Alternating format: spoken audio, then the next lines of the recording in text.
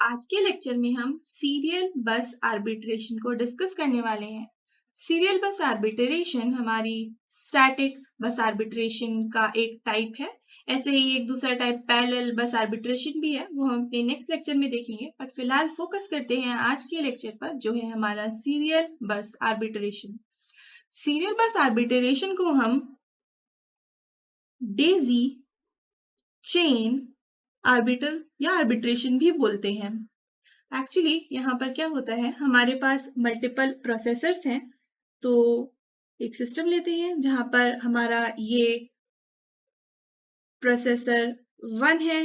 Similarly हम एक और प्रोसेसर लेते हैं, इसको हम प्रोसेसर 2 बोलेंगे। यहाँ पर हम एक और प्रोसेसर लगाते हैं, ये हमारा प्रोसेसर 3 है।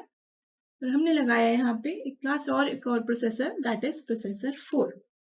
हर प्रोसेसर के पास खुद का एक बस आर्बिटर होता है। जैसे कि ये जो प्रोसेसर 1 है, इसके पास इसका खुद का आर्बिटर होगा, जिसको हम बस आर्बिटर 1 बोलने वाले हैं। प्रोसेसर 2 के पास भी एक आर्बिटर होगा, जिसको बस आर्बिटर 2 कह रहे हैं।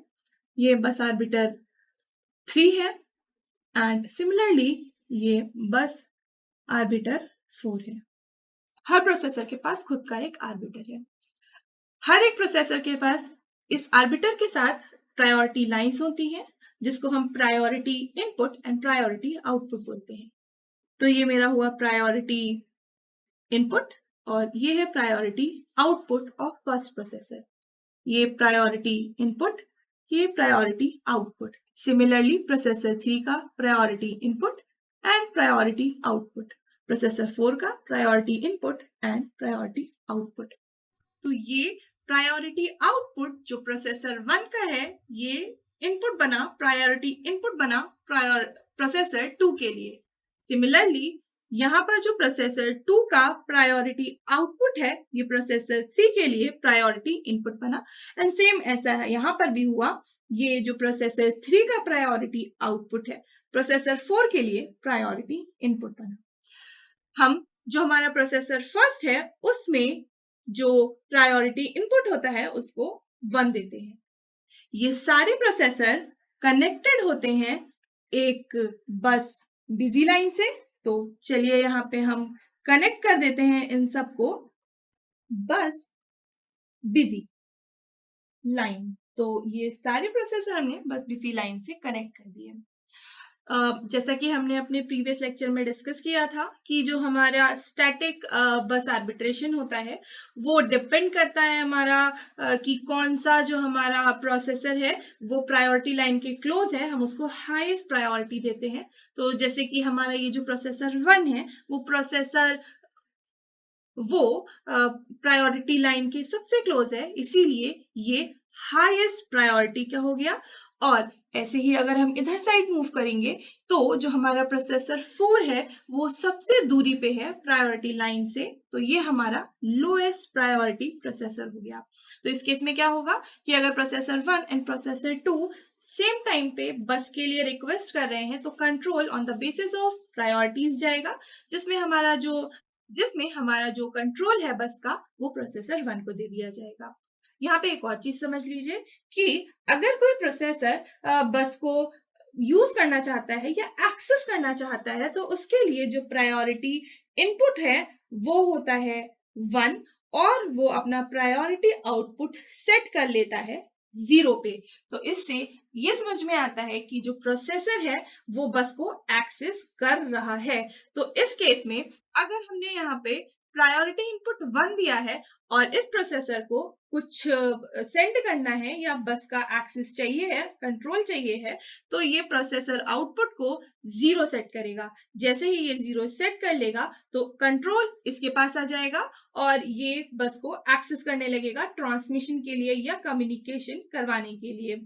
अब मान लीजिए इसको बस का कंट्रोल नहीं चाहिए, तो यहाँ पर ये अपनी प्रायोरिटी आउटपुट को 1 सेट करेगा और ये जो 1 है ये नेक्स्ट प्रोसेसर के पास सेंड कर दिया जाएगा। यहाँ पर ये हो गया 1 और अगर इसको कुछ सेंड करना है, अगेन इसको 0 कर देगा। मान लीजिए अगर इसको सेंड नहीं करना, तो ये इसको 1 करेगा और ये यहाँ पर मूव हो जाएगा और इस तरीके से यहाँ पर जो कम्युनिकेशन है वो पॉसिबल करवाया जाएगा। यहाँ पर जो प्रायोरिटीज हैं वो चेन के फॉर्मेट में ट्रांसफर की जा रही हैं, इसीलिए इसको डेजी चेन आर्बिटर कहते हैं। चलिए अब कुछ एडवांटेजेस डिस्कस करते हैं डेजी चेन आर्बिटर के। तो ये जो डेजी चेन आर्बिट्रेशन होता है, इसका जो डिजाइन होता है वो बहुत सिंपल है। साथ के साथ यहाँ पे जो कंट्रोल लाइंस का यूज हो रहा है वो बहुत कम है, तो चीप होता है ये। अगर हम बात करते हैं कुछ डिसएडवांटेजेस की, तो जो इसका पहला डिसएडवांटेज है वो यही है कि ये डिपेंड करता है फिजिकल लोकेशन पे डिवाइसेस की।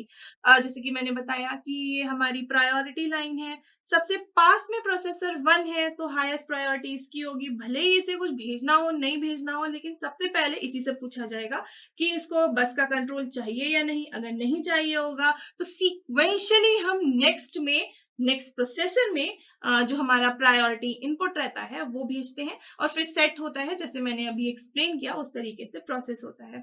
तो यहाँ पे ये चीज समझ में आती है कि जो प्रायोरिटीज होती हैं डिवाइस की वो फिजिकल लोकेशन पे डिपेंड है, हम कुछ इसमें चेंजेस नहीं कर सकते। दूसरा है यहाँ प्रोपोगेशन डिले होता है, क्योंकि जो बस ग्रांट है वो सीरियली हो रहा है, जैसा अभी हमने इसको डिटेल में डिस्कस किया डायग्राम की तरह। तीसरा इसमें जो डिसएडवांटेज होता है ये रिलायबल नहीं है। रिलायबल क्यों नहीं है? क्योंकि सपोज करिए प्रोसेसर 1 इस टाइम पर फेल हो गया या डाउन हो गया, इस केस में जो प्रायोरिटी आउटपुट है वो सेंड नहीं किया जा सकेगा प्रायोरिटी इनपुट जो कि प्रोसेसर 2 का होने वाला है। तो इस केस में जो पूरा सिस्टम है वो फेल हो जाएगा।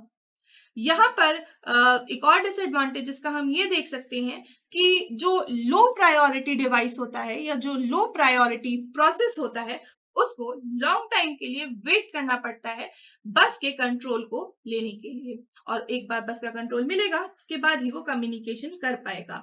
तो यहाँ पे जो डिले होगा लो प्रायोरिटी का वो बहुत ज्यादा होगा, उसको बहुत देर तक वेट करना पड़ेगा।